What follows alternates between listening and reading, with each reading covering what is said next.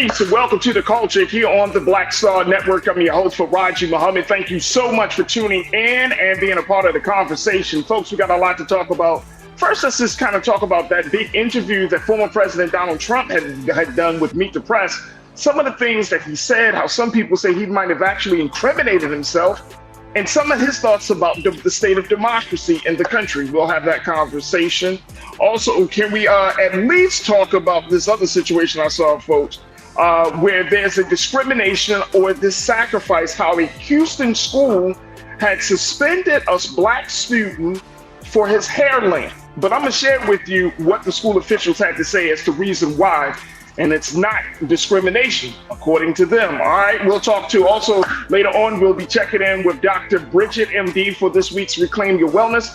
She's going to talk to us about the latest around the federal reform, or at least legalizing cannabis, and how there's a major development that has occurred, or at least being considered, and a whole lot more. Stay with us, folks. It's all happening on today's edition of The Culture, right here on the Black Star Network. Let's go.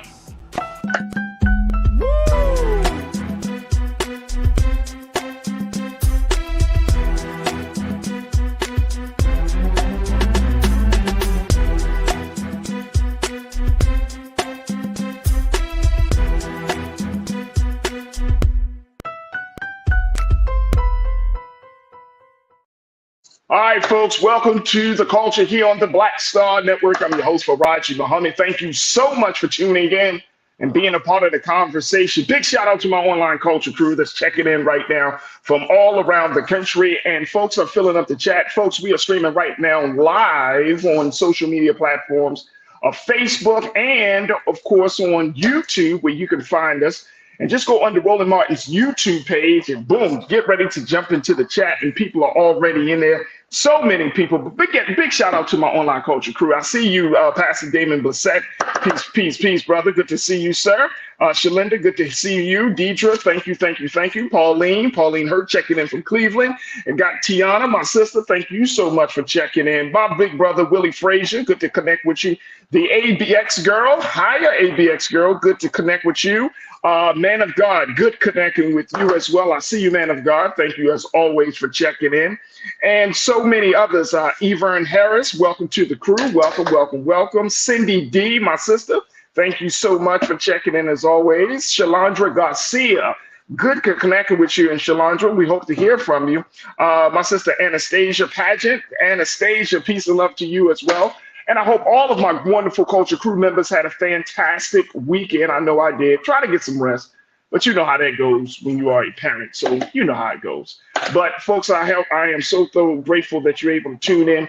Make sure that you also check us out on our home website of blackstarnetwork.com to find us as we're streaming live there. And we're also streaming on Amazon under Amazon News for Fire TV. And we got a big announcement coming tomorrow relating to Amazon. So I cannot wait to share that with you. But we are right now on Amazon News on the Fire TV, and we're on Plex TV, where you can find us 24 hours a day, 7 days a week. All right, folks, let's check in. Let's talk a little bit about this latest situation. As we know, former President Donald Trump, he's been under scrutiny. We all know about his legal issues, the 91 counts that's against him right now, 4 indictments and all of that jazz. But he recently sat down with Meet the Press to talk to the American people about where he stands on a wide range of issues. And one of the big things he kind of gleaned from that conversation that he had with NBC News correspondent Kristen Welker was his take on democracy. Let me share with you what he first said on that. He said, when the question was asked by Christian, do you believe in democracy? He said, I do, but it has to be a democracy that's fair. This democracy, I don't consider us to have much of a democracy right now. He suggested that U.S. democracy was unfair because of the indictments he currently faces for allegedly mishandling classified documents, attempting to conceal hush money payments to women ahead of an election, and trying to overturn the 2020 election. But he also said it's not fair because of tough questions from the news media asking Welker why she was fighting me on some answers. He said, quote, people understand what's going on.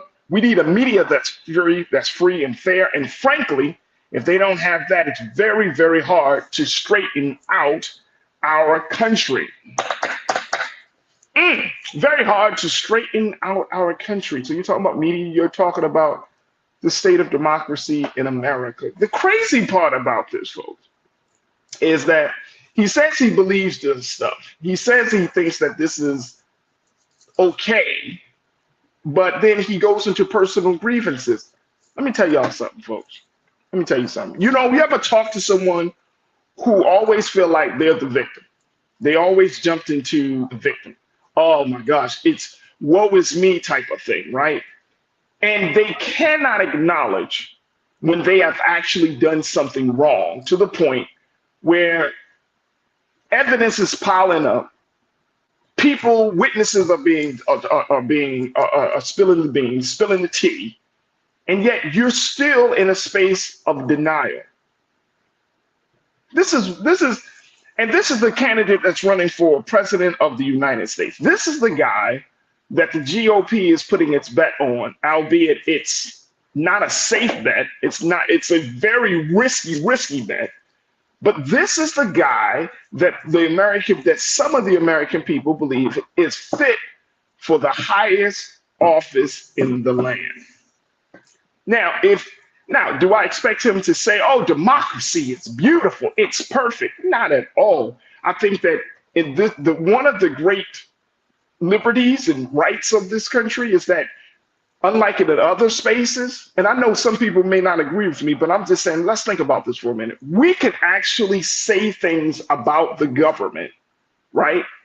And we are, quote unquote, it's protected. That level of speech, that kind of speech is actually protected within the Constitution, that and we're not going to get locked up. Someone is not knocking on your door if you said, "I don't agree with President Biden. I don't like this person on that person," right? You're not getting those types of visits. There are media companies that don't agree with the government, but they're still in operation. There are institutions that don't agree with the government, but they're still in operation. We are not in a space, and this is something that we just got to keep in mind, that we are not in a space where we're being, what's the word I'm looking for, folks, censored to the point where we can't speak. We can protest in the streets. This is probably one of the fundamental rights as being a part of this country, being able to speak your mind without suffering the consequences of a government to come down hard on you for just simply speak your mind. So yeah, he makes the point that this is not a democracy. Now, let me share with you the other thing that he makes. In the interview, like I said, it's a wide-ranging interview where he talks about a number of things. But let me share with you the other thing, because it brought, of course, the reporter brought up the fact that he has 91 counts, that he has indictments. He doesn't believe, he also said in this interview, and I think this is interesting, he said, "I do not think about going to prison." He doesn't think about it. He doesn't even, it's just like, oh, that's not happening. Going to prison, it's not a thing to think about. And this, I don't know, folks, anyone who has this many counts, this many indictments, and don't think about going to prison. People with 2 charges think about going to prison, not 91. So he doesn't think about going to prison. All right, let's look at this. This is the other thing. Of course, talking to him, and I can only imagine being his current lawyer. This man has gone through so many lawyers, but I can only imagine his current lawyer. Like, Mr. Trump, I don't think you should do a national interview and have these questions. No, I want to do this. I want to get my word out. I want to tell my story. Because this stuff could be used against you, folks. It could be used against him. But this is what he said about his legal advice, about the whole situation around the big lie, the fact that he keeps promoting this idea that the 2020 election was a fraud and that essentially he's the winner. He said, quote, when asked about did he get some advice from other people about this situation in the election, he said, yes, he got advice. He said, we have many people and it's my choice. later adding, "It was my decision, but I listened to some people. It was his decision to move forward to say that the election was a lie." Top administration and campaign lawyers told Trump he had lost the election and that there was no evidence of fraud. But there were outside attorneys, including several who faced legal jeopardy themselves, who helped Trump not only contest the election, but collect slates of fake electors in order to upend the electoral vote count in Congress. He said he didn't listen to White House and campaign attorneys because I didn't respect them as lawyers. He said those lawyers turned out to be rhinos, Republicans in name only, or they turn out to be not so good in many cases. The key to gaining his respect, he suggested, was to agree with the fabricated claim that he was cheated out of his second term. Now, I've heard this, folks, that President Trump, former President Trump, is a man that loves loyalty. So if you are going to ride on that bandwagon with him, he needs to make sure that you ride or die all the way, okay? But loyalty. But he was told, look, from people who are all the way up, campaign attorneys, administration attorneys, the election was not a fraud, sir. It was not a fraud. This was actually fair and square. No. So you chose to make this decision. You chose to put out this lie to the American people, and yet you still want the seat of power. This says a lot, folks. This says a lot. Those are the two big things: his view on democracy and his view on his advice around the 2020 election. It speaks volumes. Pretty unspiritual. Let me go to you very quickly. Welcome to the culture. Welcome to the crew. You said because he thinks that he is so privileged, he needs to just get ready to put a jumpsuit on and wait on his butter and jelly sandwiches for his dinners. Okay. He thinks he's privileged. You think he's above the law in a lot of ways. I think that you're absolutely right. Lana, my sister, you say everybody knows Trump is a liar, but he uses truth to speak to his advantage. People do not believe the media is unfair. That's why he resignates. I'm sorry, people do believe the media is unfair. That's why he resignates. I agree, and everybody doesn't believe he's a liar. Right, Lana? Come on. Everyone doesn't believe he's a liar. That's why he does have a core group of supporters and followers, because guess what? They don't think he lied. All right.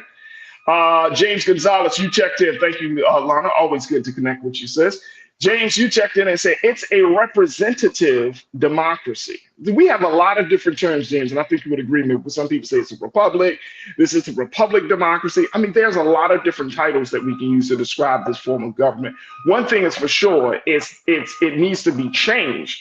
But I don't know if putting a man like Trump, who this is the indicator I got from his remarks, and then we got to take a quick pause. The indicator I got is that if he is allowed to get back into the seat of power, if he becomes president, democracy as we know it will change forever. I do believe that. I believe that he will try to do his best to move stuff around, to diminish the power of some institutions and emphasize the power of other institutions. He may even try to change the whole system, the electoral college system, or to change the popular vote system, even though this is the system that was outlined in the United States Constitution. So I think that it is possible that we're going to see something if he becomes president of the United States. Folks, I got to take a quick pause when we come forward. Let's talk a little bit more about that. Plus, I got a story around hair that is discriminatory to me. It may be the same thing for you. But then it's also very disturbing what one school official had to say as to the reason why they suspended a Black student about the length of his hair. So we're going to have that conversation up next as well. Stay with us. A lot to cover in this first hour of the culture here on the Black Star Network. We'll be right back.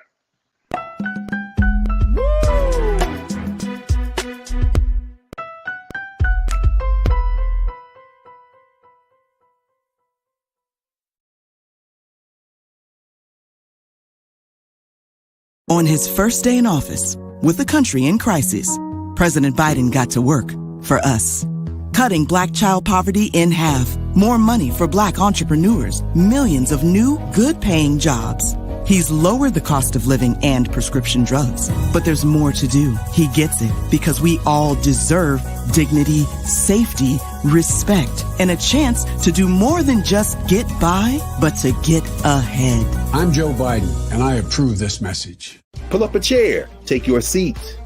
The Black Tape with me, Dr. Greg Carr, here on the Black Star Network. Every week, we'll take a deeper dive into the world we're living in. Join the conversation only on the Black Star Network.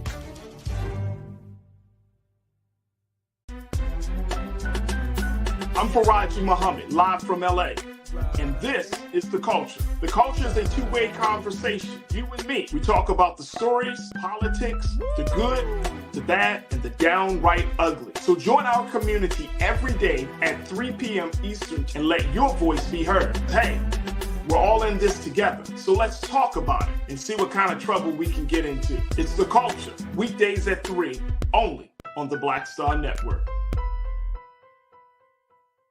When you talk about blackness and what happens in Black culture, we're about covering these things that matter to us, speaking to our issues and concerns. This is a genuine people-powered movement. There's a lot of stuff that we're not getting. You get it, and you spread the word. We wish to plead our own cause. Too long have others spoken for us. We cannot tell our own story if we can't pay for it. This is about covering us. Invest in Black-owned media. Your dollars matter. We don't have to keep asking them to cover our stuff. So please support us in what we do, folks. We want to hit 2,000 people, $50 this month, raise $100,000. We're behind 100,000, so we want to hit that. Y'all money makes this possible. Checks and money orders go to P.O. Box 57196, Washington, D.C. 20037-0196. The Cash App is $RM Unfiltered. PayPal is R Martin Unfiltered. Venmo is RM Unfiltered. Zelle is Roland@RolandSMartin.com. Folks, Black Star Network is here. Oh, no punches! I'm real revolutionary right now. Support this man, Black media. He makes sure that our stories are told. Thank you for being the voice of Black America, Roland.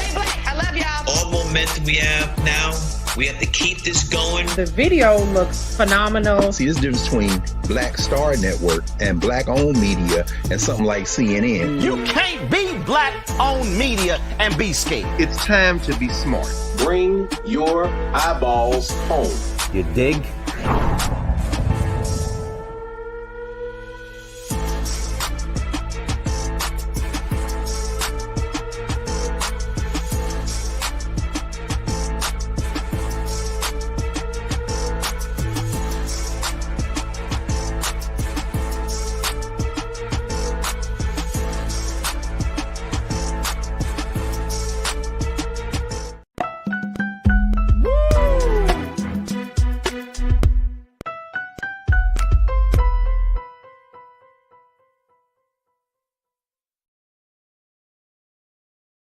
All right, folks, welcome back to The Culture here on the Black Star Network. I'm your host, Farajii Muhammad. We've been talking a little bit about just some of the key moments from the conversation former President Donald Trump has had with NBC's Meet the Press, as he spoke on a wide range of issues and concerns about the Democrats, about the Republicans, the state of democracy, and the latest around his legal affairs, his ongoing legal affairs. And even though Trump try to present himself in a certain way, folks, it's hard for me to believe that he doesn't have some very real concerns about the state of his own thinking, the state of his affairs. It's hard for me to believe that.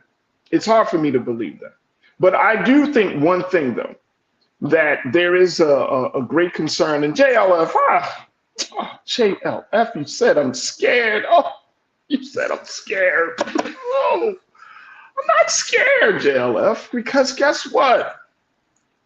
See, we have to remember that there's a greater force and power that's already present right now in the minds and the hearts of the people. Consciousness is happening all across this country among Black people and white people, among Latinos and Asians. People are waking up. And if you said that I'm scared, I'm not scared. This is going to be a day of reckoning. And it's not about Trump, the personality. It's really about the ideas that Trump puts out there and what he represents.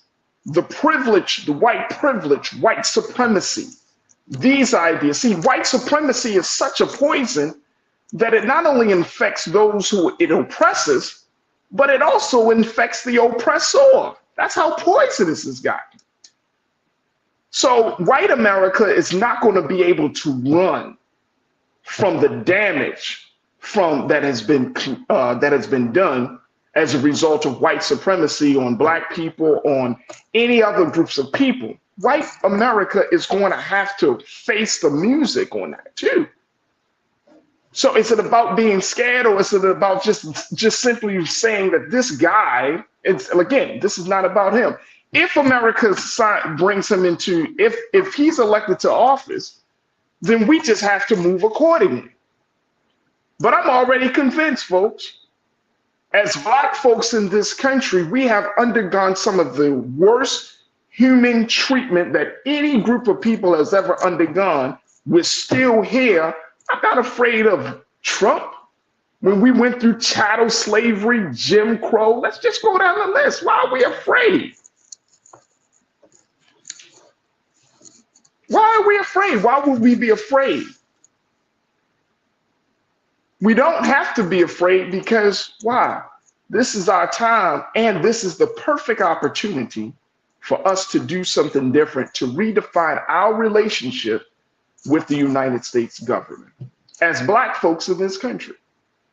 Now, I'm gonna put a stop there on this part of the conversation. Later on, there were some things that happened that President Trump tweeted out about liberal Jews.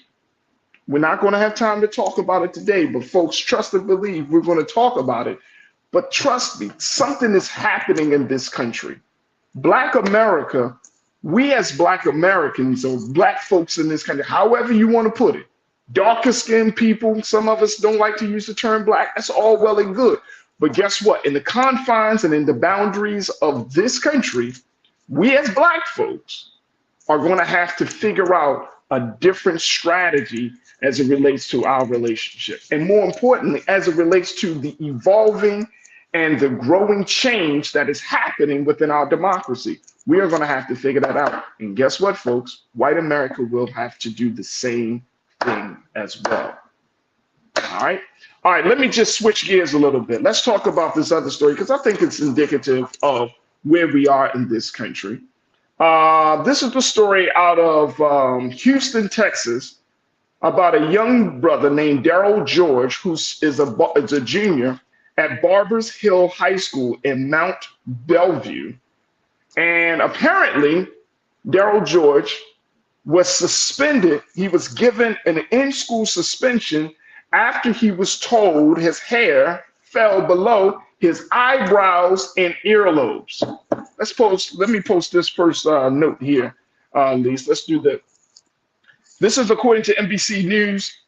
He received an in-school suspension after he was told his hair fell below his eyebrows and earlobes. Looking at the first paragraph, folks. George, 17 years old, wears his hair in thick, twisted dreadlocks tied on top of his head, according to his mom, Darisha George. Now, Miss George said her son has been growing his dreadlocks for nearly 10 years, and the family never received pushback or complaints until now. When let down, his dreadlocks hang above his shoulders. She says she couldn't understand how he violated the dress code when his hair was pinned up. Now, he did the in-school suspension, but y'all know, like I know, that this is another act against our heritage, our history, because locks is a part of our history, right? It's a part of who we are. We know that the hair on our head is as important as the eyes in our head, is as important as the ears out of our head. That is our crown. And so we know that there has been a number of conversations about hair discrimination in this country, so much so that the Crown Act in various states, and over 20-something states, 20 plus states, they have implemented the Crown Act, which is banning any type of hair discrimination, protecting those who wear their hair differently. And apparently in Texas, this is still up in this part of Texas, in the Mount Bellevue, Houston area. This is still part of the debate. But let me share with you very quickly what the one school official said about this, because I got to ask the question, is this about discrimination or is this about sacrifice? And you may say, well, sacrifice, yeah, sacrifice. According to Barber Hills Independent School District, take a look at this, folks. This is from NBC News. Barber Hills School District, Independent School District, they prohibit male students from having hair extending below the eyebrows, earlobes, or top of a t-shirt collar, according to the student handbook. Wow. Additionally, hair on all students must be clean, well-groomed, geometrical, and not an unnatural color or variation. The school does not require uniforms. It gets better, folks. It gets better. Take a look. Greg Poole has been district superintendent since 2006, said the policy is legal and teaches students to conform as a sacrifice benefiting everyone. He said, when you are actually conform and give up something for the betterment of the whole, there is a psychological benefit. We need more teaching of sacrifice. More teaching of sacrifice? Y'all gonna have to help me to understand what the hell Mr. Poole is talking about. When did conforming help to make a person feel better about themselves, and that would lead to the betterment of society? When did that happen? When did we stop telling people to not express themselves and that was beneficial? Can y'all help me on this, crew? Can we help you on this? McCole, you checked in. Good to connect with you again. McCole, you said it is a shame that Black people still have to go through hair discrimination. Our hair is beautiful, unique, and versatile. Absolutely. But y'all get to what Mr. Poole said, that it's about conforming and sacrifice. What violation, what offense is being made for a student to wear his hair a certain length? Please explain that to me. How is that going against the betterment of society? Tiana, you said, why just can't we be left the hell alone? The ABX girl, you said, this is what happens when you send your kids to these schools.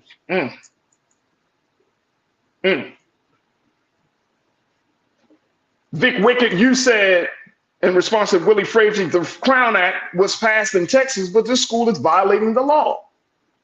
They say they were not violating the law. Ain't that something, Vic? They say they're not violating the law, but what kind of thinking is that? I got to take another quick pause. But I want us to think about this.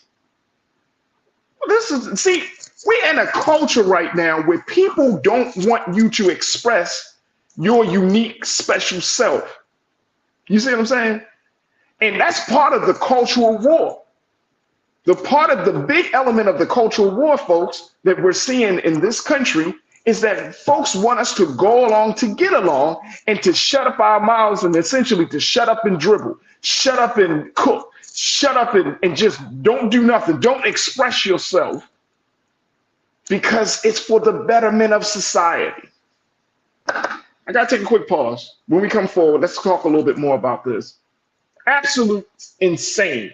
I mean, just crazy that you want a young man to cut his hair because you think it's better to teach about sacrifice. Sacrifice is certainly good, but when you conform to an unjust rules or unjust system or a system that don't see your uniqueness, how is that better? Let's talk a little bit more about it. Stay with us, folks. You're tuned into The Culture here on the Black Star Network.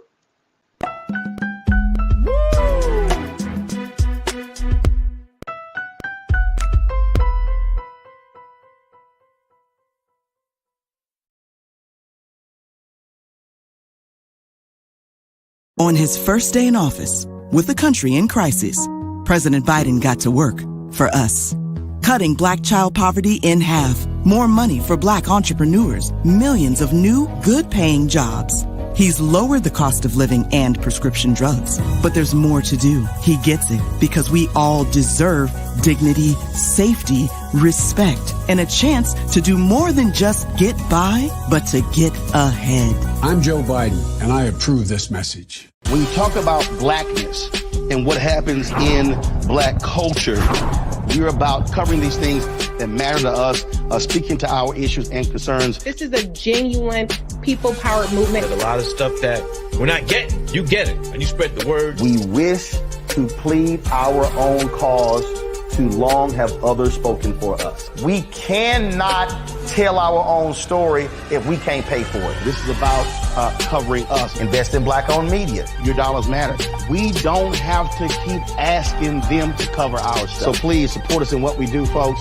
We want to hit 2,000 people, $50 this month, raise $100,000. We're behind 100,000, so we want to hit that. Y'all money makes this possible. Check some money orders. Go to P.O. Box 57196, Washington, D.C. 20037-0196. The Cash App is $RM Unfiltered. PayPal is R Martin Unfiltered. Venmo is RM Unfiltered. Zelle is Roland at RolandSMartin.com.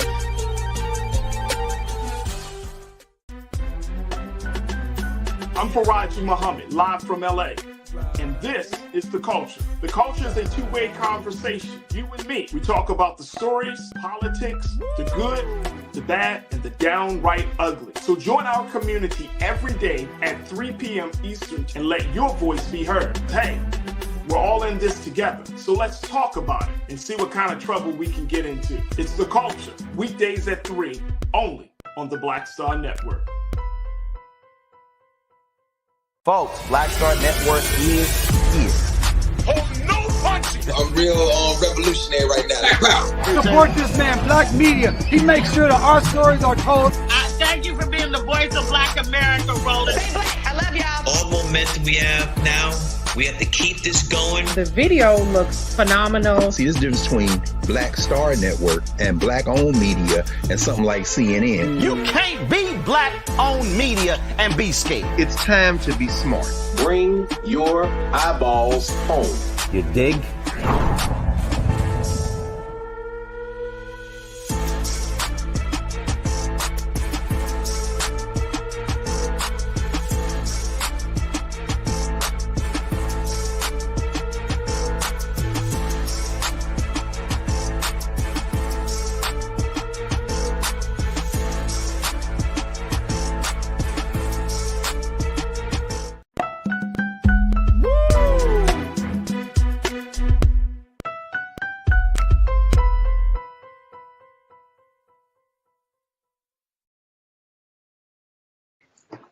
All right, folks, welcome back to the show. Welcome to The Culture here on the Black Star Network. We're talking about this latest case of discrimination where 17-year-old Daryl George of Mont Bellevue, near in the Houston area, was given an in-school suspension, apparently by his school district, for wearing his hair too long.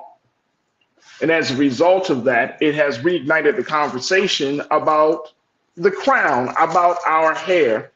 But according to school officials, and specifically Mr. Greg Poole, who served as the superintendent since 2006, he made the point that the policy is legal, teaches students to conform as a sacrifice benefiting everyone. I really don't understand what Mr. Poole is talking about. How my hair on my head distracts, violates the rights of, or is impeding upon the life, liberty, and the pursuit of happiness and freedom of another individual. How does that happen? Because if we get into the micromanaging of how people express themselves, as we are seeing in this particular case, and this is just straight discrimination, folks. This is not about sacrifice and conforming. This is what it is. This is discrimination. And it may even go as far as say this is racism, or at least some form of bias. But how does that hurt? How does that work? How does that work? How does a person who expresses themselves, who do what they want to do to their own body, becomes a violation of someone else's rights. Now, if a person wears their hair in a different color, why would that bother me? Y'all talk to me on this, man. If a person were to dress a certain way, why would that bother me? How is that a violation of my rights? I'm not understanding. See, this is again adding to the long list of situations and cases, folks, where Black folks do not have autonomy over their own bodies. We are not allowed to be just who we are. And this is 2023. Can you imagine the messaging that was sent to this little young brother, Daryl George, 17 years old, to tell him he can't go to school, or he's suspended rather, in school suspension. And Vic Wicked, you checked in and you said this was something that he was given suspension to do every day. Can you imagine what are you telling him, that he can't be himself, he can't express himself? He might be a good kid, he might be the type of young student who does well, who participates in civic organization, who's a part of a productive member of the school community, and you're worried about his hair. And then you want to put some more yeast in it and say that there needs to be more teaching of sacrifice. Here's the funny thing about this idea of sacrifice, folks. How come those who are oppressed, those who have given the most, those who have gained the least, are always asked to make the sacrifice? Why is that? I'm gonna say that again, folks. How come those who have been oppressed, those who have given the most, those who have gained the least, are always the ones to be told that they need to make a sacrifice, as if they're not already making a sacrifice just in their own existence? Why is that? Why do we put that type of weight on people? We do that not just with Black folks, but we do the same thing with poor people in this country, right? We blame the poor. We blame those who don't have for not having, and as a result of that, since you don't have, that violates me. That offends my eyes to see you homeless. That offends me that I have to put my dollars into a system to support you. That's offensive to me, even though you don't have nothing and I got a little something. Your poverty, your oppression, your destitute condition is an offense to me. Come on, let's talk to him. Let's talk about this a little bit. And this is crazy. Willie, my big brother, you said Willie Frazier, he's copping a plea, and when the family sues, the plea will be laughed at. Yeah, I agree. Conscious thought. You said we're on the precipice of something evil. I don't believe people are as energized as they should be in fighting back against right-wing ignorance. And you were speaking to our sister Shalinda, said probably not Black, but definitely ignorant. But you're saying we're on the precipice of something evil. You don't believe, as Black don't believe people, are as energized as they should be in fighting back against right-wing ignorance. And it's not just right-wing ignorance, it's white supremacy at its root. You know what I'm saying, Conscious Thought? It is so deeply ingrained in all of us that there's no element, there's no place, no area of our lives, folks, where white supremacy isn't the order of the day. Not one. In every space, social, political, economic, educational, health, white supremacy is at the root of all of those systems. Pastor Damon, my big brother, you said sacrifice to whose standards? Come on, man. To whose standards? How many of us are going to teach our children to conform to a system or to people who don't give a damn about our own personal expression? Who's going to teach their children? And this is not just for Black children, this is for white children. How many of us are going to actually teach another human being that you need to dim your light so you don't offend someone else. Shit. Let me see who else we got here. Cindy D, my sister, you said, because white privilege sees themselves as the best, we are the least of those, so we are supposed to sacrifice who we are. Absolutely. Absolutely. This type of thing, it gets to me, folks. It gets to me. I want to share just a couple of things, then we got to take another quick pause and switch gears to talk about our health and wellness. Of course, the mother, Miss George, she is fighting this all the way. She said in this interview with NBC that she even had a discussion about the Crown Act with the principal and vice principal. They said the act does not cover the length of his hair.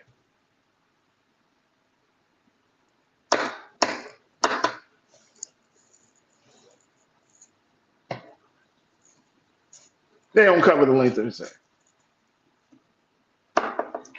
The school had another issue before with another black male student over the dress code. According to the records, Barbers Hill officials told a student he had to cut his dreadlocks to return to school or participate in the graduation in 2020, which garnered national attention.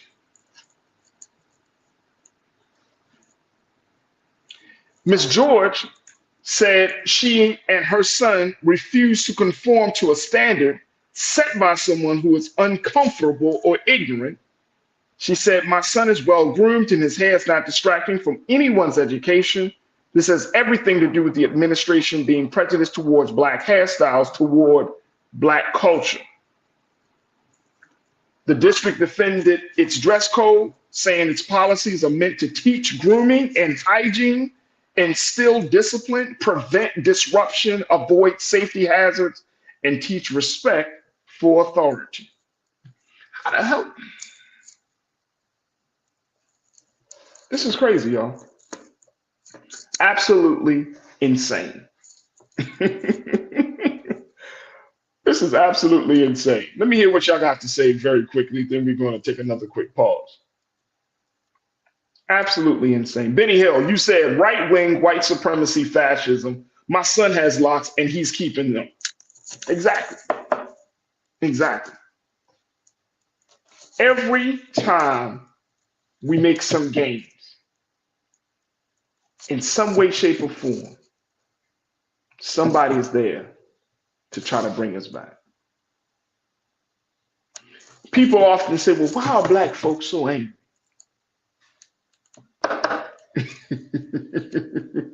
You ever had one of those very real conversations? Why are y'all so angry? We can't even grow and style our own hair the way we want to without it being scrutinized, without it being a problem. We can't walk in certain neighborhoods without it being a problem. We can't go to sleep in certain places without it being a problem. We can't watch birds without it being a problem. We can't stand in the neighborhood without it being a problem. We can't eat without it being a problem. Why are we so angry? Our humanity is ostracized at every turn. And you say, well, why are we angry? We can't do anything. If we breathe wrong, I'm offended. If we look at a person in the eye, it's an act of aggression. You see what I'm saying? Y'all see what I'm getting at? Just think about how silly it sounds, but these are the things that we have to confront and combat each and every day of our existence in this country under this white supremacist system. So we got these problems. So this is why we, quote unquote, are angry.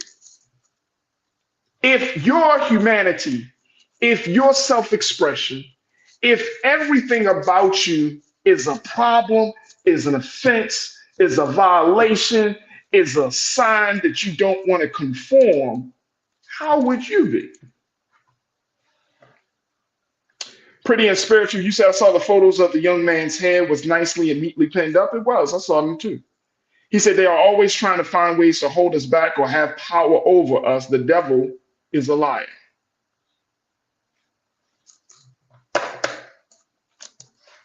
Power over our own body. Power over how we dress. Power over how we wear our hair. And certainly power over what we think and how we express knowledge, wisdom. Some of us get so angry. You know what I'm saying? Some folks get so angry that we're learning certain things. Come on, man. Like, this is 2023 and we're still facing problems like it's 1923. But yet, America wants to know, why is Black America so angry? Cindy D, you said they did this in the 70s with afros. They tried to say that hairstyle was bad. We turned it around. The We Black and We Proud movement came along. We still have to feel that way, Black and proud. Anastasia, my sister, you said this young man's hair is beautiful. I believe they were mad because it looked like a crown. He is a young king on the rise, so you are trying to break his spirit. He is also about to graduate and go to college. Come on. Come on. Come on. Look at that brother's head. The sad part is, here's the thing, and as we close out, folks, I got to get to our next conversation. The sad part is that every one of us who is confronted this way, any one of your children, your nieces, your nephews, your grandchildren, your children, let's not go along to get along. Fight anyone that tries to diminish the expression of your child every step of the way. You fight. We don't have no choice but to fight. We don't let people just come into our lives or children's lives and dictate who they are. You get them jokers fired. You bring a lawsuit. We fight. We don't just sit back and just allow this to happen. And I think you said it best, Anastasia. They're trying to break his spirit. And at 17 years old, a critical time for a young Black man to come into his own, to understand who he is, that is the perfect opportunity to affirm him that he is valuable, that he is worthy, that he has the right to express himself however he sees fit. And more importantly, that his spirit stays lit. We fight. We don't go down. We don't bow down. We okay, I guess you're going to have to cut your hair. We fight. We fight every step of the way. And it might be a long, arduous process, but we fight. Not just for today, but for those who are coming after us tomorrow, we fight. Folks, I got to take a quick pause. When we come forward, let's switch gears. Let's talk about health and wellness. Let's check in with our doctor, Dr. Bridget Cole-Williams, MD, as we talk a little bit about what's going on with this latest move around the legalization of cannabis and forever chemicals found in women's hygiene products. Folks, stay with us. A lot more coming at you here on The Culture on the Black Star Network.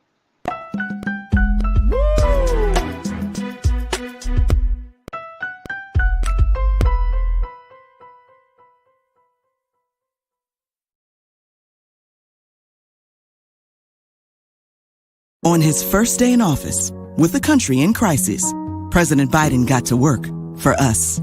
Cutting Black child poverty in half, more money for Black entrepreneurs, millions of new, good-paying jobs. He's lowered the cost of living and prescription drugs. But there's more to do. He gets it because we all deserve dignity, safety, respect, and a chance to do more than just get by, but to get ahead. I'm Joe Biden, and I approve this message. When you talk about Blackness and what happens in Black culture, we're about covering these things that matter to us, speaking to our issues and concerns. This is a genuine people-powered movement. There's a lot of stuff that we're not getting. You get it, and you spread the word. We wish to plead our own cause.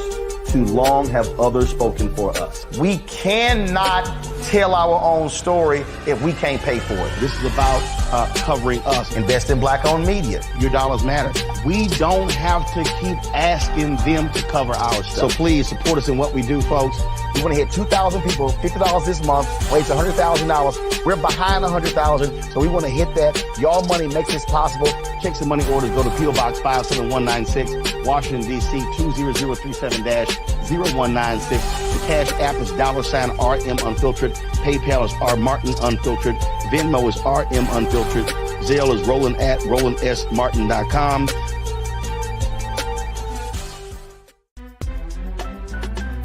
I'm Farajii Muhammad, live from LA. And this is The Culture. The Culture is a two-way conversation. You and me. We talk about the stories, politics, the good, the bad, and the downright ugly. So join our community every day at 3 p.m. Eastern and let your voice be heard. Hey, we're all in this together. So let's talk about it and see what kind of trouble we can get into. It's The Culture, weekdays at 3, only on the Black Star Network. Folks, Black Star Network is here. Oh, no punching! I'm real revolutionary right now.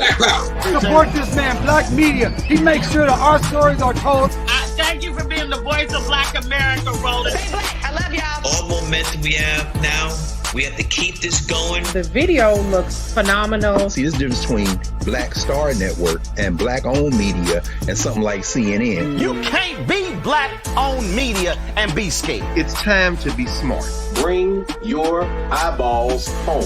You dig?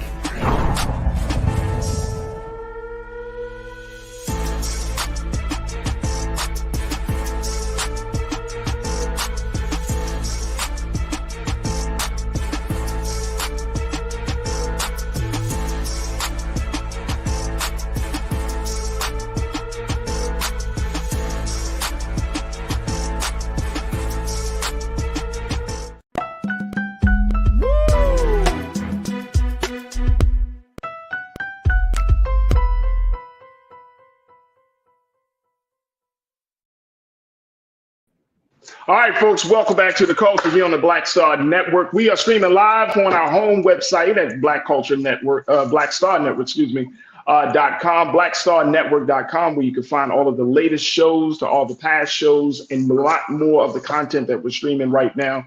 We've been streaming content today about the UAW strike, the strike of the auto workers, the Union for Auto Workers, their strike. So we've been bringing you some of the latest content around there. Plus, of course, we've had content from last week with Vice President Kamala Harris visiting North Carolina A&T. We've also been streaming content around Supreme Court Justice Ketanji Brown Jackson as she spoke at the 60th commemoration of the 16th Street bombing, and so much more. So go to Black Star Network today. Blackstarnetwork.com, and you can see all of the activities that have been happening over this past weekend and around the country. And of course, we are streaming live on our YouTube page under Roland Martin. That's where you can join us and be a part of the culture crew for the day. And folks have been checking in from all around the country, and we are certainly thankful to everyone that has checked in already, being a part of the conversation. But folks, we thank you so much for your ongoing support. Big shout out to God's Creation for making a donation toward Black Star Network. So God's Creation, thank you so much, sister. We truly, truly appreciate you. And thank you for your investment in Black-owned media. Bridget Carter, Miss Bridget, thank you so much for being a Bring the Funk fan club member at level 1. We truly, truly appreciate you as well, Miss Bridget. And we thank you for your investment in Black media. All right, folks, let us now switch gears. Let's talk about health and wellness. I'm checking in with my sister. She's a dynamic woman, as she is a family physician. She's a cannabis expert. She's an author and an entrepreneur. Let's check in now to reclaim our wellness with Dr. Bridget, MD.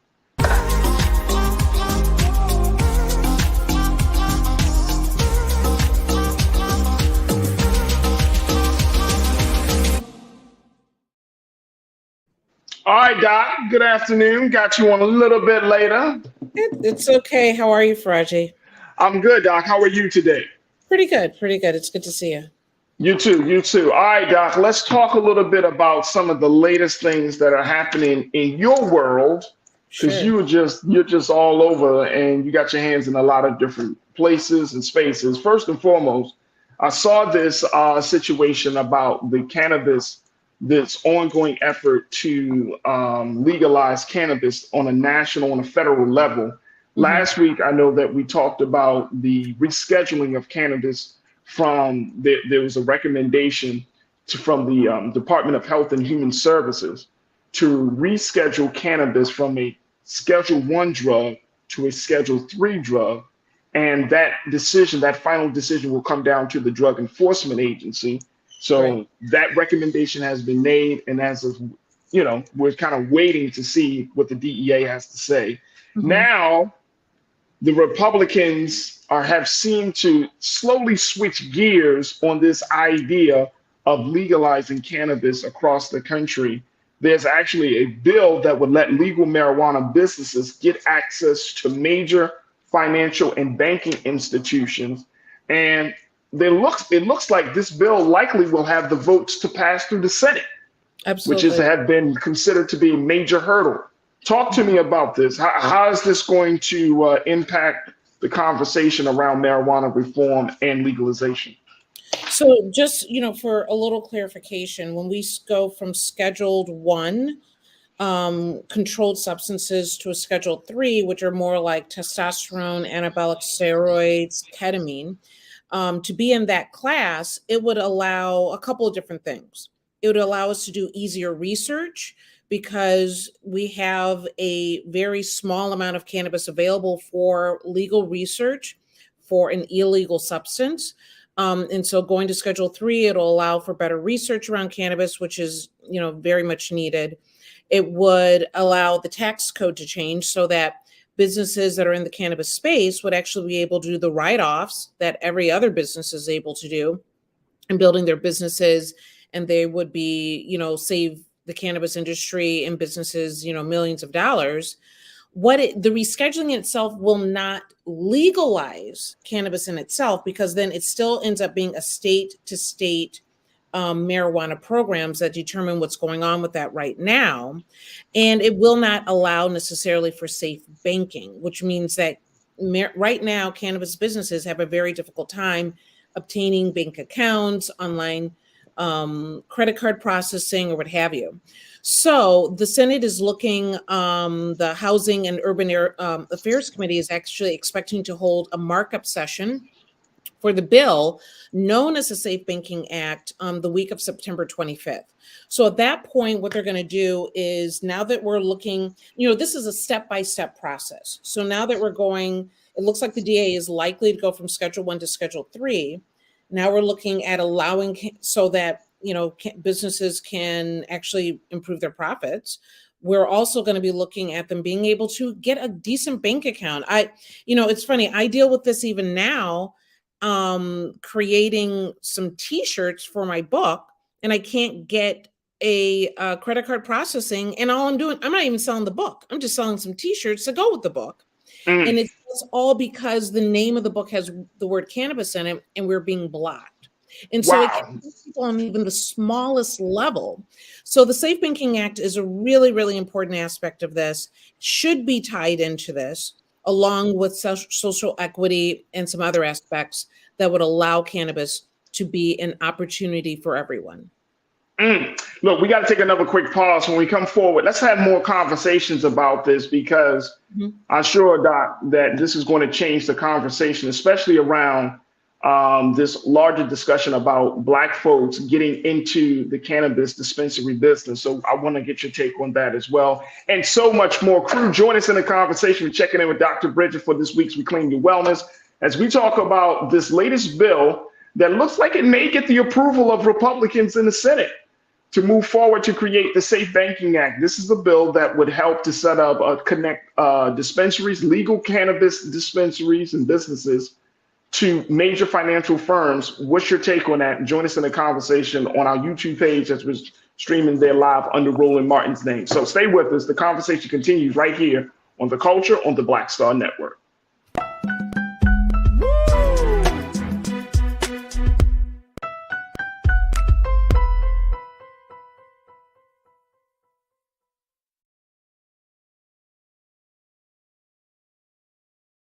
President Biden has delivered for Black America. More funding for Black entrepreneurs. Millions of new good-paying jobs.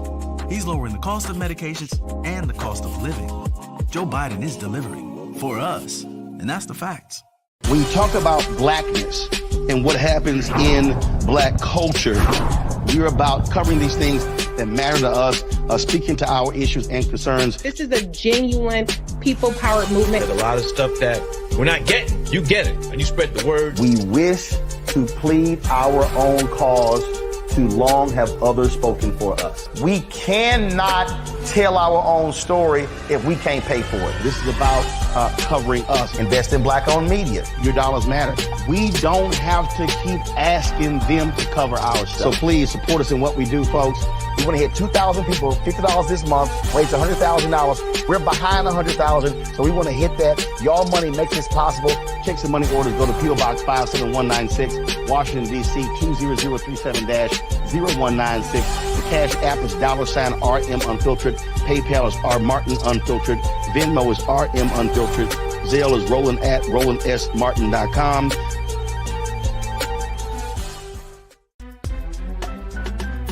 I'm Farajii Muhammad, live from LA. And this is The Culture. The Culture is a two-way conversation. You and me. We talk about the stories, politics, the good, the bad, and the downright ugly. So join our community every day at 3 p.m. Eastern and let your voice be heard. Hey, we're all in this together. So let's talk about it and see what kind of trouble we can get into. It's The Culture, weekdays at 3, only on the Black Star Network. Folks, Black Star Network is here. Oh, no punching! I'm real revolutionary right now. Support this man, Black Media. He makes sure that our stories are told.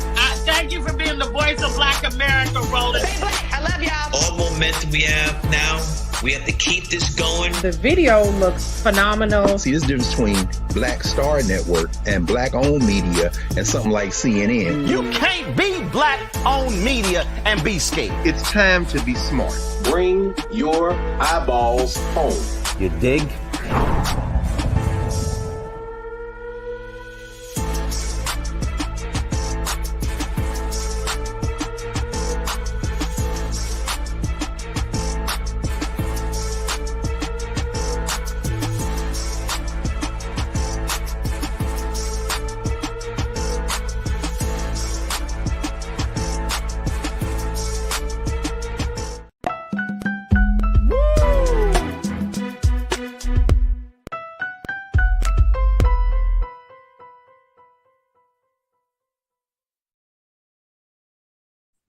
All right, folks, welcome back to The Culture here on the Black Star Network. I'm your host, Farajii Muhammad. We've been checking in with our Dr. Bridget, MD, for this week's Reclaim Your Wellness as we talked about this latest development in the larger legalization effort of marijuana in this country, how the Safe Banking Bill, Safe Banking Act,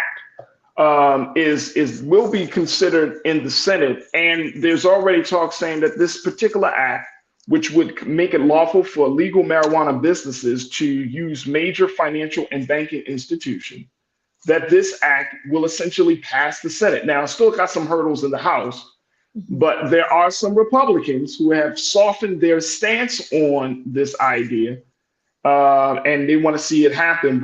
Senator Kevin Cramer, who's a Republican out of North Dakota, he's one of 8 Republicans who have signed on as co-sponsors, and he is quoted as saying, "I feel pretty good about passing the bill." In addition to Cramer, there's also the panel's chair, Sherrod Brown, who's a Democrat out of Ohio. That's your neck of the woods, right, Doc? Sherrod Brown said that it helps. He wants to see a strong vote come out of the committee, and it helps us with momentum on the floor in the House. Along with those two individuals, you have GOP Senators Dan Sullivan and Lisa Murkowski of Alaska, Bill Cassidy of Louisiana, Cynthia Lummis of Wyoming, Rand Paul of Kentucky, and Susan Collins of Maine have all signed on to the bill.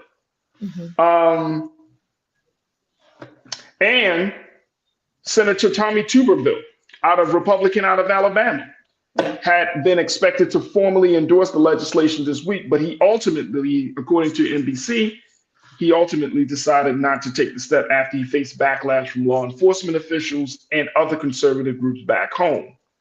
So he may not be making that move. So this is gaining some momentum here, Doc. This is gaining some momentum. Now, let's go a little bit deeper. If the Republicans think that this is a solid bill, the Democrats think it's a solid bill. That puts Black America right in the center of this whole conversation, right? Mm-hmm. Like how will this impact this other discussion of Black people getting into the dispensary owning business? How will this impact all of the business dealings? Mm-hmm. Like yourself, when you have individuals who are just trying to sell some merch and you can't get the financial backing. Talk to me from that aspect. Yeah, I can't even sell a T-shirt, right? Right, you can't sell a T-shirt. Right. It'll really have an incredible impact because at the end of the day, even Senator Cory Booker from New Jersey even said that if we're going to push this bill along, he also wants social equity provisions for minorities and for women-run businesses to be a part of this, right? The fact of the matter is, out of 36 states that have, cannabis programs, only 15 have social equity programs, which means that they give some attention or thought or priority when it comes to people that have been affected by the war on drugs or minority and women, right? 13 of 18 of the adult recreational states and only 2 of the 18 medical states have any sort of social program. By pushing this bill through, minorities will be able to actually build business. We would be able to get loans to build a business. Right now, many of us aren't able to get into the space because we simply cannot secure the funding. And so right now, if you're looking at the numbers for 2022, 15.4% of the cannabis space is non-white ownership, but 1.2 to 1.7% of cannabis businesses are Black owned. It's so small, right? Very small. We can secure funding if we have the opportunity. The roadblocks into getting into space can be so overwhelming that a lot of times when there are social equity programs and Black Americans are awarded some of these opportunities, the roadblocks are so huge. A lot of them end up selling to some of these big corporate white organizations and just, taking their payout and going because it's just too overwhelming. This will give an opportunity for us to build generational wealth. But we got to still get past the roadblocks. Yeah. And big one is the banking. The big one is banking. Lana, my sister, you said this act, the Safe Banking Act, will not benefit Black people. We don't get loans. So what makes us think we will be the ones who win from this? Come on, y'all. I'm not sold. This is a corporate win, not for us /private. I will tell you, I don't disagree with her, but right now, nobody can get a loan. Nobody can get a loan. Okay. But they have to secure the funding. If somebody can get a loan, then hopefully we can get that opportunity as well. But the fact of the matter is, the way the cannabis industry is built, it does not allow for just entrepreneurs to really come in without some sort of inside connections. It is very, very difficult. And to have anything that is large and significant, to be honest, right? And do I think that this is just a buildup for the pharmaceutical companies? Absolutely. I'm not even, and you all know how I feel about that. But right now, even if you have the smallest business, you have issues. And so the program needs to provide opportunities for everyone if we're going to get any piece of that possibility and opportunity. Do you think that this is going to open up other financial institutions, maybe smaller financial institutions, that is going to just cater to the cannabis industry?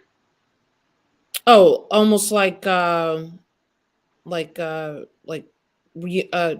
teachers union, banking, like a probably, I could imagine, because there's a lot of Yeah. banks that, you know, the ones that try to provide something for businesses kind of have carved out their own little space, and so I suspect that they'll do even more of that. Right. Absolutely. Willie Frazier checked in. He said, Dr. Bridget, I've heard they have had pushback on Black people getting first in line for businesses in this space. Is that true? So far, absolutely. Yeah. I'm like I said, until everybody has an opportunity, we'll never have an opportunity. And so what I'm hoping is that, you know, like I said, even in the smallest way, the fact that I can't even get credit card processing for some t-shirts is a problem. Do you see what I'm saying? And so I know that we're talking on this large scale as far as dispensary ownership or what have you. But, you know, if you look at, you know, Black ownership around the country, Colorado's 2.7%, Michigan's 3.5%, and Nebraska's 5.1%. And so we're in the space. There's just not enough of us. And if we can get more opportunity, take down some of those roadblocks, I'd like to think there would be more of us in this space. Absolutely. Absolutely. And from your vantage point, at this point, Doc, do you think that this is still like a pathway for Black folks to get some form of economic or social type of, let me see, what's the best word? And I don't want to use the word reparations because I think that's a whole different thing. But is this a economic opportunity that could lead to that generational wealth and prosperity you talked about? Do you still see it that way? I definitely, when I got into this space, I believe that. I believe that the opportunities around cannabis, that we were affected by the war on drugs, that from our ancestors, you know, we're not written into the history books as far as cannabis use in our ancestors, but we used cannabis as medicine in our ancestry. And I did think this was something that was for us and that we should take advantage of. And it's and that could lead to generational wealth. I do think the system is set up not for us. Okay.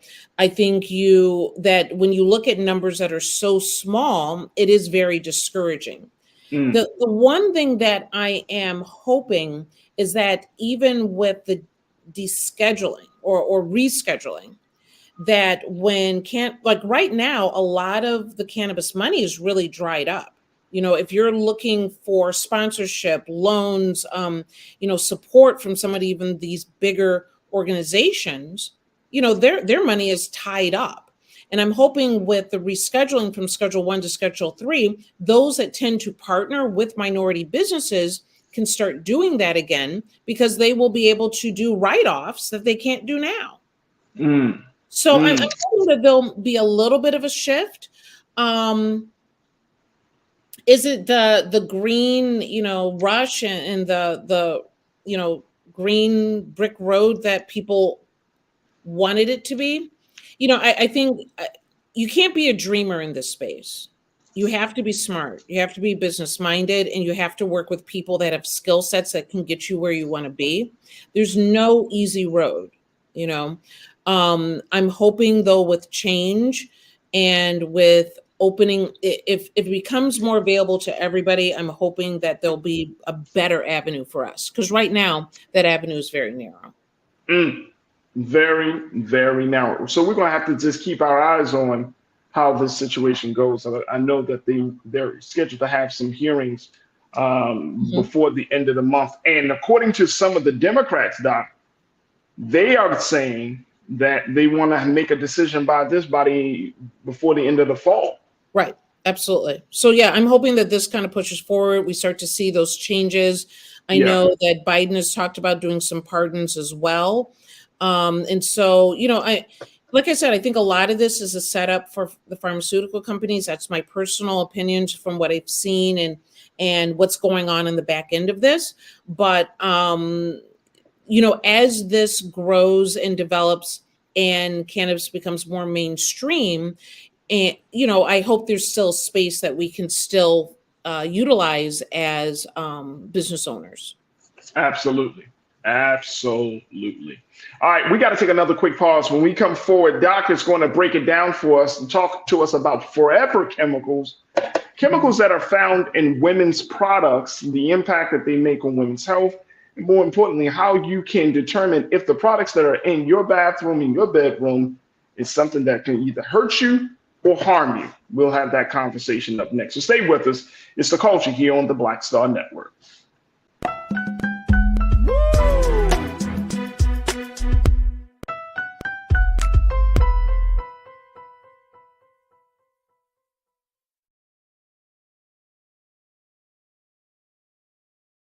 President Biden has delivered for Black America. More funding for Black entrepreneurs. Millions of new good-paying jobs. He's lowering the cost of medications and the cost of living. Joe Biden is delivering for us, and that's the facts. Folks, Black Star Network is here. Oh, no punching! I'm real revolutionary right now. Support this man, Black Media. He makes sure that our stories are told. Thank you for being the voice of Black America, Roland. Stay black. I love y'all. All momentum we have now, we have to keep this going. The video looks phenomenal. See, this difference between Black Star Network and Black-owned media and something like CNN. You can't be Black-owned media and be scared. It's time to be smart. Bring your eyeballs home. You dig?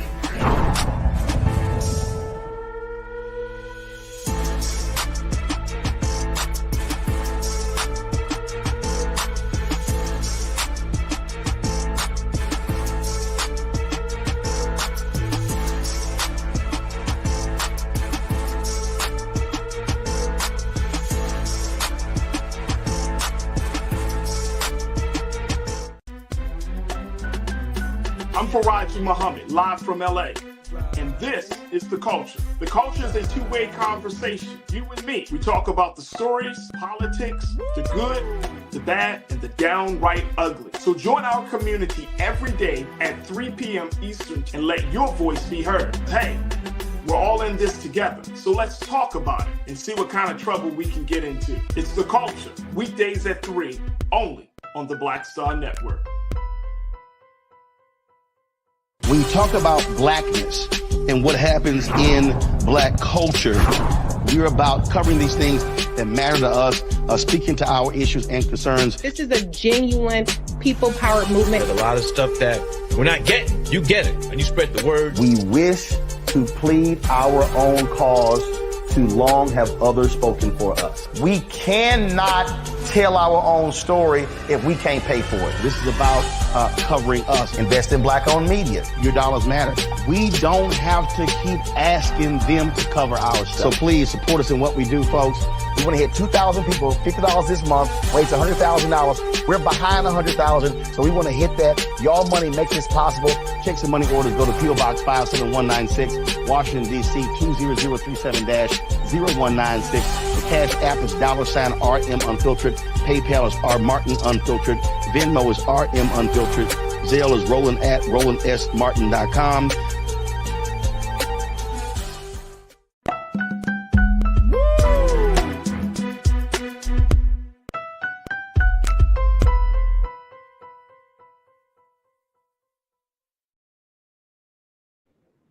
All right, folks, welcome back to The Culture here on the Black Star Network. I'm your host, Farajii Muhammad.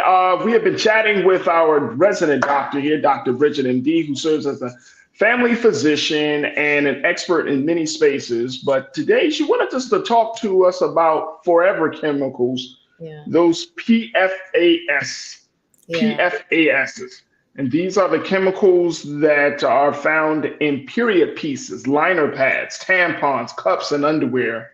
And these are chemicals that really affect the reproductive health of women and just the hormonal health of women. This has been an ongoing conversation, though, Doc. Yeah. This is the fact of the matter is these are man-made chemicals that, and there's not one chemical. We're talking about 12,000 different chemicals that fit into this category of the forever chemicals or the PFAS. And they were actually developed in the 1940s. So this, we've all been exposed to this, and I know we're specifically looking at, you know, women's products, but think about anything that causes a barrier as far as you know, being water protective so that it doesn't leak or what have you, that causes a coating of sorts. Okay, so we're talking about pots and pans, you know, different types of textiles that to make it stain resistant, food packaging resistant to grease, paper and cardboard boxes to make them stronger.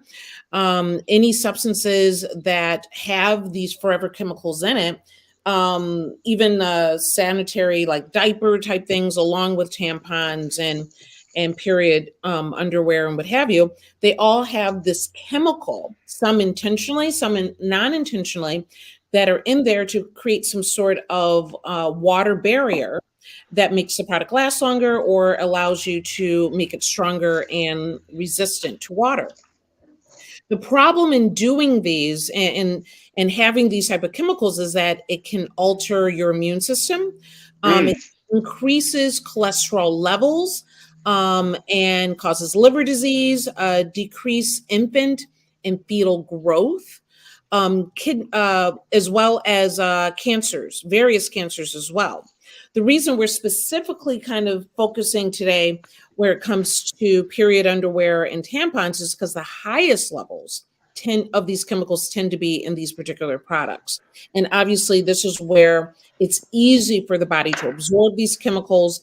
And they're called forever chemicals because once they're in your body, once they're absorbed, there's really no getting rid of them. They last an incredibly long time. And so with saying this, and like I said, everyone's coming in contact with it at some point. It's even in some foods like fish sometimes, clothing, carpeting, rain gear, cosmetics, cleaning products.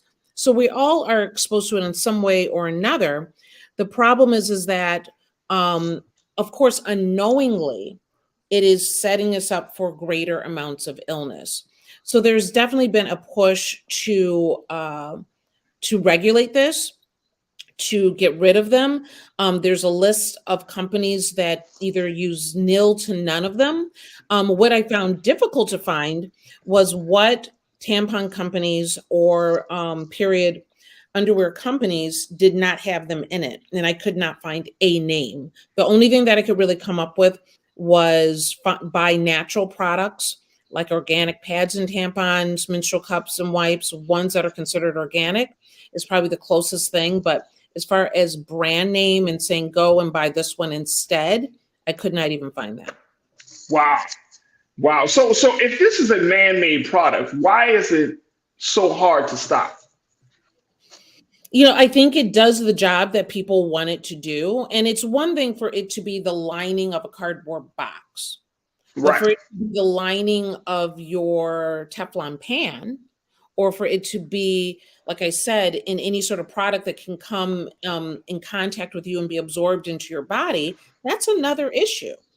And so I don't know if the issue is that they didn't realize what the effects could be, but these are harsh chemicals, and that we need to be more eco-friendly, and that we need to create something that will obviously not cause harm to humans in the process.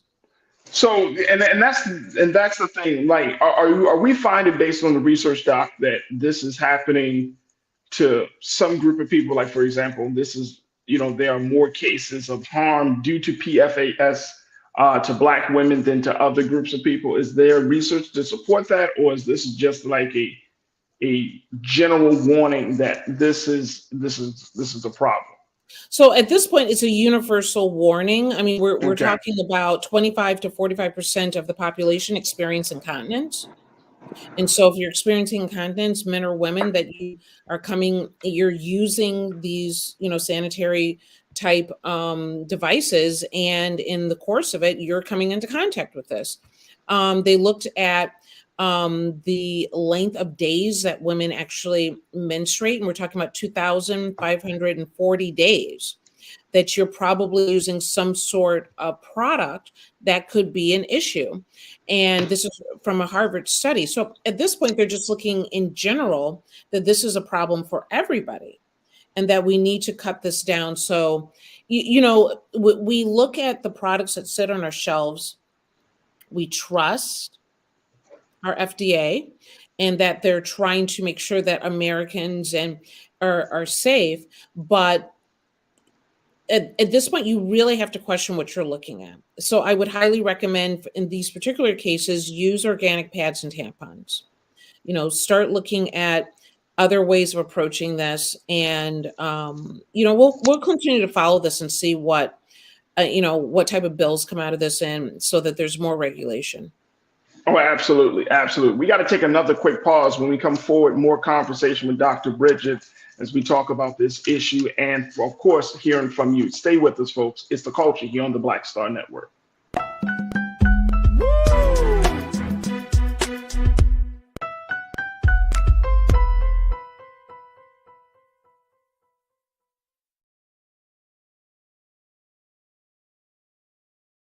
On his first day in office, with the country in crisis, President Biden got to work for us.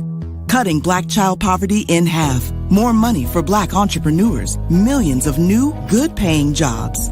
He's lowered the cost of living and prescription drugs. But there's more to do. He gets it, because we all deserve dignity, safety, respect, and a chance to do more than just get by, but to get ahead.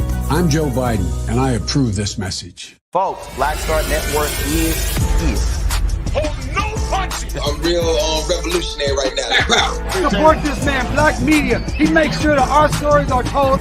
Thank you for being the voice of Black America, Roland. Stay black. I love y'all. All momentum we have now, we have to keep this going. The video looks phenomenal. See, there's a difference between Black Star Network and Black-owned media and something like CNN. You can't be Black-owned media and be scared. It's time to be smart. Bring your eyeballs home.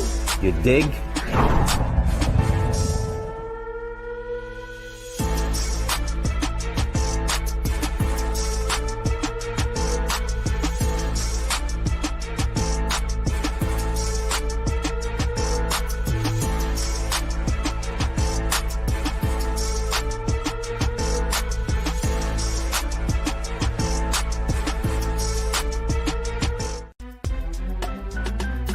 I'm Farajii Muhammad, live from LA. And this is The Culture. The Culture is a two-way conversation. You and me. We talk about the stories, politics, the good, the bad, and the downright ugly. So join our community every day at 3 p.m. Eastern and let your voice be heard. Hey, we're all in this together. So let's talk about it and see what kind of trouble we can get into. It's The Culture, weekdays at 3, only on the Black Star Network.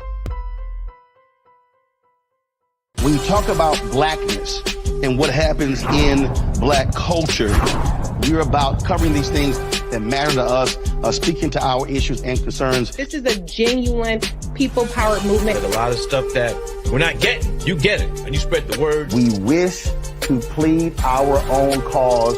Too long have others spoken for us. We cannot tell our own story if we can't pay for it. This is about covering us. Invest in Black-owned media. Your dollars matter. We don't have to keep asking them to cover our stuff. So please support us in what we do, folks. We want to hit 2,000 people, $50 this month, raise $100,000. We're behind 100,000, so we want to hit that. Y'all money makes this possible. Check some money orders. Go to P.O. Box 57196, Washington, D.C. 20037-0196. The Cash App is $RM Unfiltered. PayPal is R Martin Unfiltered. Venmo is RM Unfiltered. Zelle is Roland at RolandSMartin.com.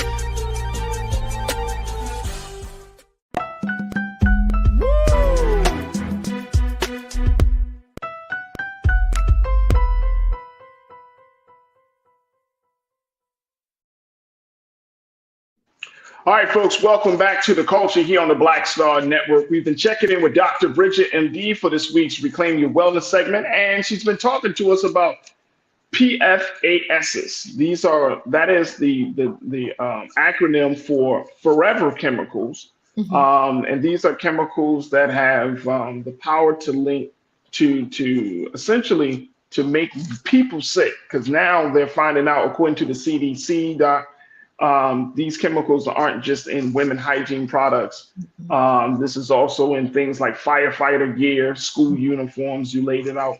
And then it even said that PFASs can be found in the water supply in certain areas of the country. So we are ingesting this. But one of the big things, the big stories that have come out around this is that this forever chemical exposure is linked to a higher cancer odds in women. And so now we're looking at, I'm thinking about my sisters. I'm thinking about a sister like you. I'm thinking about Black women who are going to be exposed to something like this. And yet there's no end in sight as to how we're going to handle forever chemicals. What's your take on that? So right now, I mean, there's a couple. I mean, this wouldn't hit without something obviously being in the works. And so Minnesota Governor Tim Walz signed a bill that bans the use of these products for menstrual products, cleaning products, cookware, and dental floss. But it goes into effect in 2023. California and New York has banned them for a variety of textiles. But last year, Washington did enact a PFAS phase-out bill that aims to remove them from many consumer products by 2025. So they're not unaware. They are making some headway. But in the meantime, you're going to the store. And so if you're going to be going to the store, I would like you to make better purchases. I started buying more organic tampons a while ago. Just for some of the other things that I was learning about them and toxic shock and what have you. And we trust the brands that we grew up on, but the organic brands are sitting right there. And it's not. Is it more money, Doc? Is that what we're looking at? Is it more money to get organic tampons versus these like more name brand tampons? So typically they can be a touch more expensive, and to be honest, they just don't have the same shelf appeal. What we're drawn to are products sell based on the way that they draw you in on the shelf, right?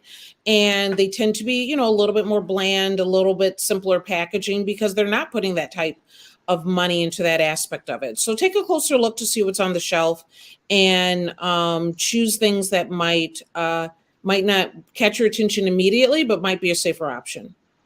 And I'm seeing, Lana, you posted something that's saying that there's a lawsuit against Simply Orange products for forever chemicals as well. Pay attention. The food and tampons are killing us. Right, so this is found in food products as well.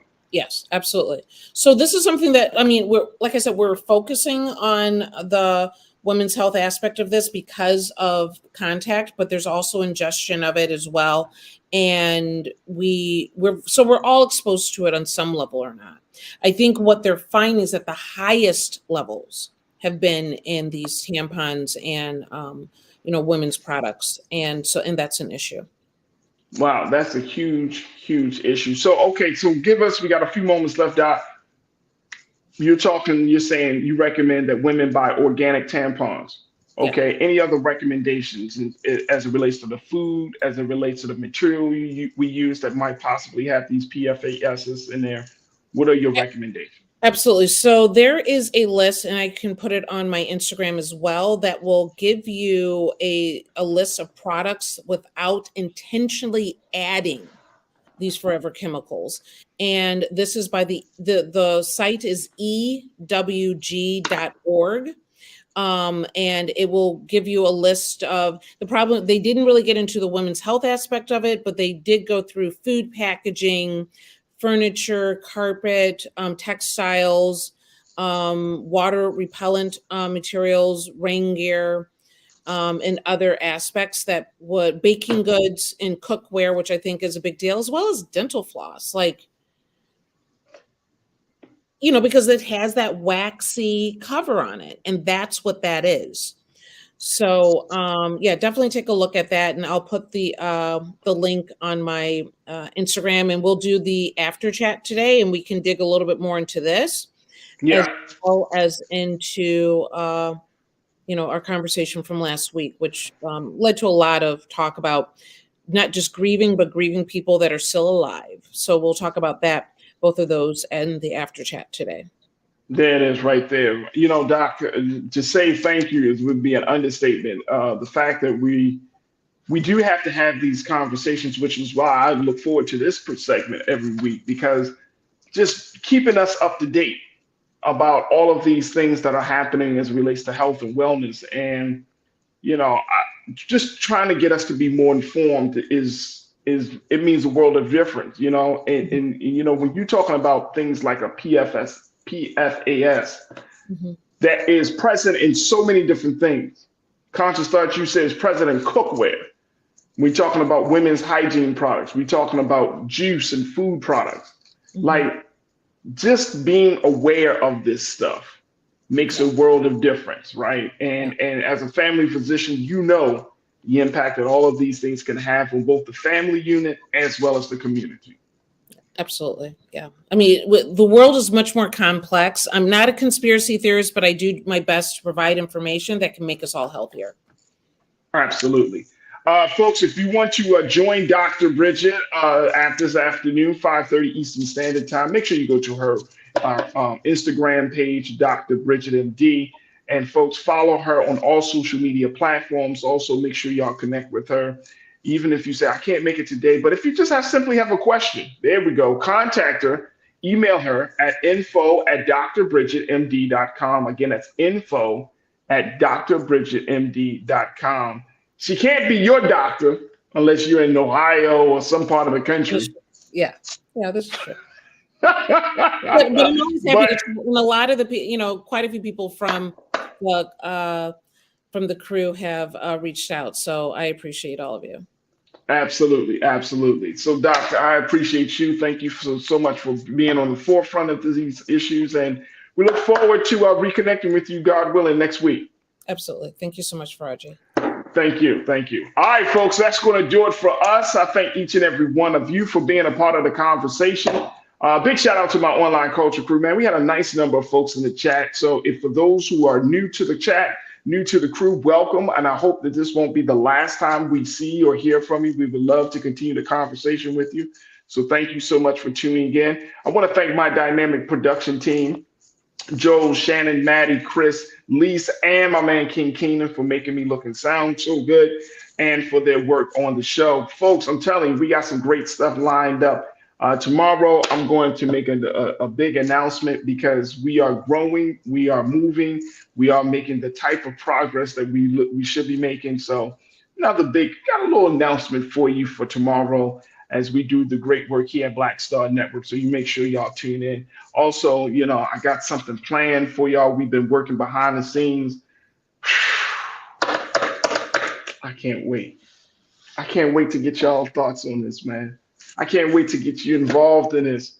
Something big is happening as we talk about what's going on in our community. I just can't wait. I can't wait, y'all. I can't wait. So we're working on getting some final things done, but trust and believe we'll give you a sneak peek as to what you can expect for the month of October. It's something really, really big. So I'm looking forward to sharing that with you. Make sure y'all do your due diligence. Go to blackstarnetwork.com, blackstarnetwork.com. Download the app for free. Follow us on all social media platforms. And we look forward to getting your support, your investment, because folks have been doing their due diligence by making sure that they're providing dope content like my sister D Bonds, like our brother Dr. Carr, Roland, of course, always, and doing all types of great things. So make sure you go to blackstarnetwork.com. Make sure you check out all of the shows and just show your support as we are doing this great work. Again, we are streaming so much content right now, from everything from the strikers, from the strike from the United Auto Workers to the content around Vice President Kamala Harris visiting NCAA&T to Supreme Court Justice Ketanji Brown Jackson. A lot of content. Make sure y'all take a look at it and stay informed about what's happening in Black America and what's going on with the rest of the country. We know that this week is also a big week for the Congressional Black Caucus. So you can expect to get some coverage coming from this side here on the culture, as well as, of course, on Roland Martin Unfiltered this week, as we do our due diligence to cover that major gathering of Black lawmakers that are convening in DC for their 52nd annual legislative conference.